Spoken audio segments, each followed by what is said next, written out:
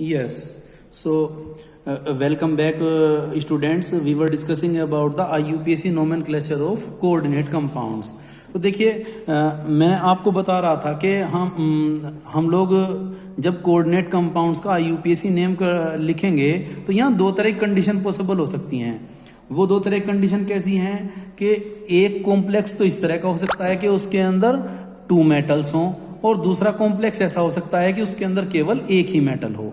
हैं, जिस फर्स्ट वाले केस में जबकि 2 मेटल्स होंगे उसमें फर्स्ट वाला मेटल होगा हमारा नॉर्मली मेटल की फॉर्म में यानी कैटायन की फॉर्म में, और जो दूसरा मेटल हमारा होगा वो कोऑर्डिनेट स्फीयर के अंदर होगा, ब्रैकेट के अंदर होगा, वो होगा सेंट्रल मेटल एटम की फॉर्म में। है जैसे कि देखिए एग्जाम्पल, ये वाला एग्जाम्पल है, ये एग्जाम्पल है इसके अंदर K4FeCN6। इसके अंदर 2 मेटल्स हैं, आयरन और पोटेशियम।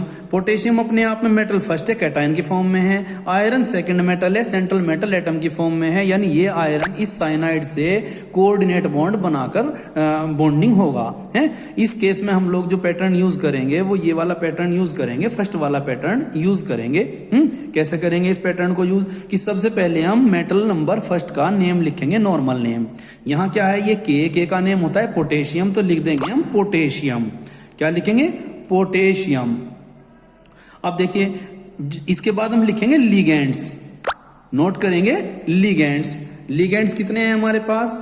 देखिए इस हमारा ये होमोलेप्टिक है, इट हैव 6 लिगेंड्स और सारे एक तरह के हैं, साइनाइडो। इसका जो नेम है लिगेंड्स का वो है साइनाइडो। तो साइनाइडो के केस में जो हमारे लिगेंड्स हैं इसको लिख देंगे हम हेक्सासाइनाइडो। है जो मैंने आपको टेबल बनवाई थी लिगेंड्स की, है उसके अंदर आप आराम से इसका नेम सर्च कर सकते हैं। क्या नेम है इसका? साइनाइडो आपको मिलेगा, तो लिखेंगे हेक्सासाइनाइडो। अब देखिए ये जो दूसरा मेटल है इसी को ध्यान देना है कि जो दूसरा हमारा मेटल है इसका नेम कैसे लिखेंगे। जब पहले जब 2 मेटल्स प्रेजेंट होंगे बेटा, है और उस केस में जो हमारा सेंट्रल मेटल एटम होगा तो उसका जब हम नेम लिखेंगे वो नेम होगा लैटिन नेम। देखिए आयरन के 2 नेम्स हैं, नॉर्मली नेम आयरन है और दूसरा इसका लैटिन नेम फेरम है, FeRRUM ferrum, FeRRUM ferrum.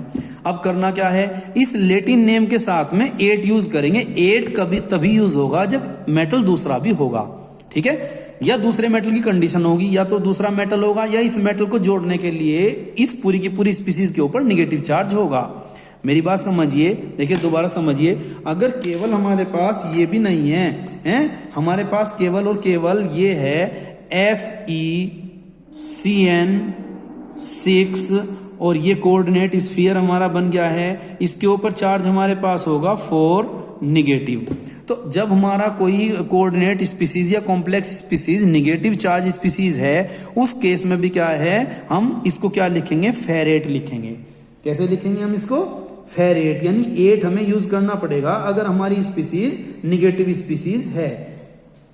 Negative species ferret हमने लिख दिया है। फेरेट लिखने के बाद इसका ऑक्सीडेशन नंबर लिखेंगे। आयरन का ऑक्सीडेशन नंबर इस केस में +2 है, आप आराम से निकाल सकते हैं, कैलकुलेट कर सकते हैं। देखिए मैं कैलकुलेट करना आपको बता दे रहा हूं कि हम आयरन का ऑक्सीडेशन नंबर इसके अंदर कैसे कैलकुलेट कर लेंगे। देखिए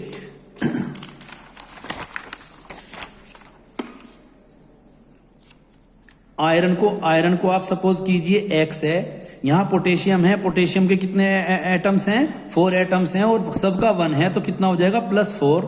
यहाँ साइनाइड 6 है, 6 साइनाइड के ऊपर 1 नेगेटिव चार्ज होता है, इट मीन्स इसका ऑक्सीडेशन नंबर इस केस में कैसा है? -1 है, सो -1। और पूरा का पूरा फॉर्मूला कैसा है? न्यूट्रल है, नहीं -6, क्योंकि 6 साइनाइड हैं, तो इस केस में x - 2 = 0, सो x = 2।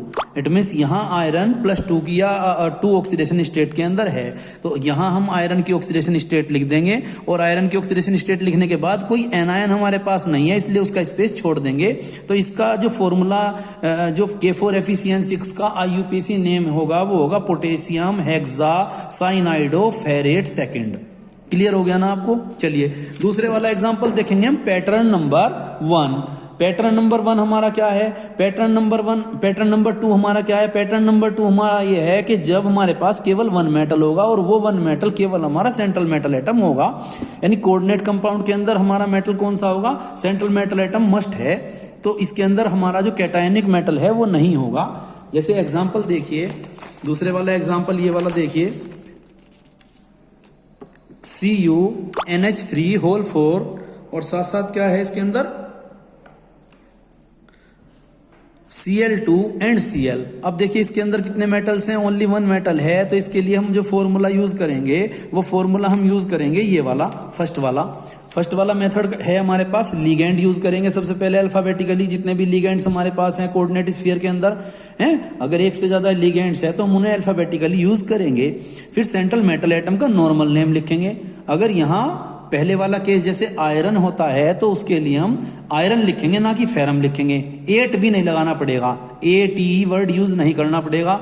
ऑक्सीडेशन नंबर पहले की तरह ही ब्रैकेट के अंदर हम रोमन नंबर्स में नोट करेंगे, और उसके बाद कोई काउंटर आयन होगा तो उसको हम नोट करेंगे। काउंटर आयन को अगर नहीं होगा तो हम खाली जो है अगर हमारा न्यूट्रल है तो ऐसे ही छोड़ देंगे, और अगर हमारी आयोनिक स्पीसीज है तो हम आयन नोट कर देंगे।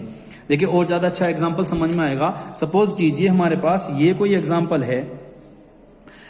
है हमारे पास CuNH3 Cl2 एंड Cl। देखिए इसके अंदर ये कॉपर क्या है अपने आप में, सेंट्रल मेटल एटम है। लिगेंड्स 2 टाइप के लिगेंड है, एमीन लिगेंड है और क्लोराइड लिगेंड है, Cl लिगेंड है। और ये जो बाहर वाला क्लोरीन है ये कैसा है अपने आप में, काउंटर एनायन, यानी इस ब्रैकेट से बाहर का। नेम लिखना स्टार्ट करेंगे, यहाँ पहले वाला कोई मेटल का स्पेस खाली है तो स्टार्टिंग का नेम हम छोड़ देंगे मेटल का, है। यहाँ से स्टार्ट करेंगे लिगेंड से। 2 लिगेंड्स हैं, एमीन और क्लोराइड। एमीन और क्लोराइड के अंदर अल्फाबेटिकली एमीन का A पहले आता है, क्लोराइड के C से। तो एमीन से हम स्टार्ट करेंगे, और एमीन कितने हैं, 4 हैं। So name will be tetra amine. क्या लिखेंगे, टेट्रा का मीनिंग 4, एमीन का मीनिंग ये वाला लिगेंड। फिर क्लोराइड कितने हैं हमारे पास, 2 हैं, और क्लोराइड का लिगेंड की फॉर्म में नेम होता है क्लोराइडो, है क्लोराइडो। अब क्लोराइड के लिए क्या लिखेंगे, कितने हैं लिगेंड, 2 हैं, सो लिखेंगे डाई क्लोराइडो।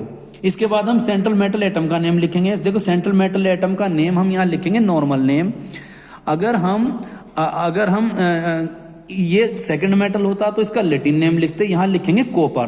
फिर इसके बाद हम इसका जो ऑक्सीडेशन नंबर है वो नोट करेंगे। देखिए ऑक्सीडेशन नंबर फिर से मैं आपको कैलकुलेट करना बता रहा हूं, इसको X सपोज कर लेंगे कॉपर को। एमीन अपने आप में न्यूट्रल लिगेंड है, इसके लिए यानी 4 × 0। फिर क्लोराइड अपने आप में नेगेटिव लिगेंड है, और 2 लिगेंड है तो कितने हो जाएंगे, -2। और ये भी कैसा है अपने आप में, -1, क्योंकि ये भी निगेटिव लिगेंड है, और पूरा का पूरी जो स्पीसीज है वो कैसी है अपने आप में 0 चार्ज शो करती है। सो X - 3 = 0। सो X यहाँ कैसा है, +3 ऑक्सीडेशन स्टेट के अंदर जो है